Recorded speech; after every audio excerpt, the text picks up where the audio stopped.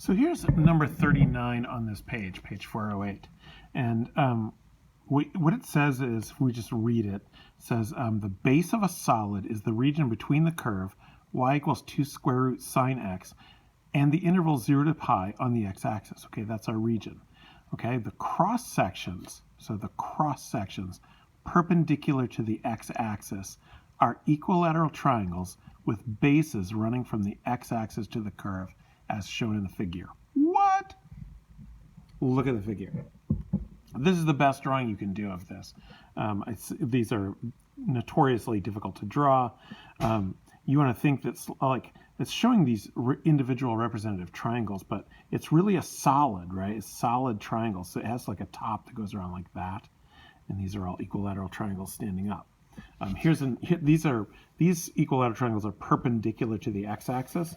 Here's what it looks like if we have a different shape. Now I have equilateral. I have actually these are isosceles right triangles, and they're perpendicular to the y-axis. So if you sort of study those drawings on page 408, it'll sort of help you get a handle of what these look like.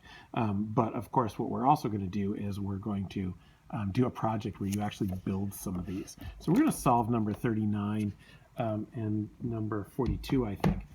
Here's another drawing. So this is from your volume problems sheet. So here's just really a nice drawing of what these kind of things look like. So this one that is being shown here, it looks like we have like a parabola here, and maybe it's sort of cut right there so that, and then reflected. But then what it has is squares that are perpendicular to the y-axis. So the y-axis is coming like this. The squares are perpendicular to it. So it's really tricky to draw because you basically have to build something up out of the page. But that's what this looks like. And here's your formula for it. The formula is actually quite simple. Here's another one where you have some weird shape in the xy plane, and then our cross sections perpendicular to the x-axis look like rectangles of some kind. All right, but it creates a solid as this whatever this cross section is follows along the curve in the xy plane. So that's what we're going to try to get a grip on and find some volumes of solids of known cross section. All right, so the trick, of course, one trick is to draw them. The other trick is to calculate them, but they're not that hard to calculate. So for part A, so to draw it, so you draw your standard x-axis, right? Now here's the tricky thing. You want to have the z-axis coming up out of the plane. So you draw the y-axis at an angle, and that creates a perspective that makes it look like you took your xy plane that normally is normally like this, and you tilted it back like that, right? So it's normally like this, and you tilted it back. That's what you're seeing here. That's what this perspective is meant to convey. So then when you have your square root of your 2 square root sine of x, so we have y equals 2 square root sine x. So you want to think, okay, so everything in the y direction sort of follows this particular angle. So this is pi right here, so this is going to be pi over 2 right there. So you can actually make your numbers angular so it looks like they're lying in the plane if you want to get that crazy. And then your maximum of this it's still going to have a maximum at pi over 2 even though there's a square root there. So we can see how the maximum is going to be at an angle. And then you can sort of try and draw the shape. So the trick here is I'm drawing just what would be an easy thing to draw, like a sinusoid in the plane, but I'm drawing it in perspective because it's like a sine curve, but then we laid it down like that. So there it is laying there. Okay, and then the shapes have to build up out of it. So we're gonna, here's a representative triangle where the side that is in the plane is gonna be parallel to my y-axis, and then I build up my isosceles triangle like this, and then that's one representative triangle. So I can build sort of a lot of triangles in here, but remember, these are not going to be sort of discrete shapes. What you really want to try and see is the solid by drawing, across the tips. By the way, I learned in a 3D drawing class that I did not take, but walked past the open door of once, that these are called splines, when you connect sort of related points of a shape. So now the shape facing this way has sort of flat edges, all right? But then overall, that flat edge curves over, and then it's flat on the other side as well. So it's sort of like a, I don't know how to even describe that. Sort of a, I don't know, bog or something. It's flat over here, but pointy over there. So this has to curve around. Maybe it's like a modern, very modern, like maybe this would help. It's like a sort of a modern art museum. Yeah, I don't know if that helps at all. But does that help? Because you don't see the solid. All right. So things we have to get a handle on is I consciously made one side of the triangle red. It's the triangle that lies in the plane. So what you have to do for these is you have to look at your A sub I that you create. All right, we'll start with the V sub I. So the V sub I is, you know, one of these triangles. So it's one of these triangles with the base and the plane, but then it also has a height to it like that. All right, so that's what it looks like. It's really a triangular prism. That's your V sub I. All right, now that V sub I has a width, delta x. Of course, if we go perpendicular to the y-axis, we're going to have delta y. So width delta x, and then it has an area on the face. So the V sub I is equal to A sub I delta x. And so we can pretty directly see that's where you get the integration formula, A of x dx.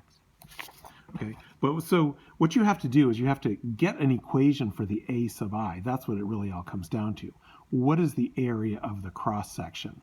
All right, so this is an equilateral triangle. So you can look up the formula for the area of an equilateral triangle. You can also derive it. And by the way, something that might be useful is to draw the cross section in sort of 2D so we can get a little bit of a handle and analyze it.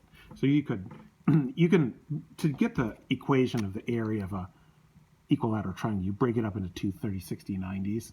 And so you want to look at the side that's in the plane, which is what we usually call S. All right, so now this equilateral triangle has a formula you can look up, or you can figure it out using 30, 60, 90 triangles.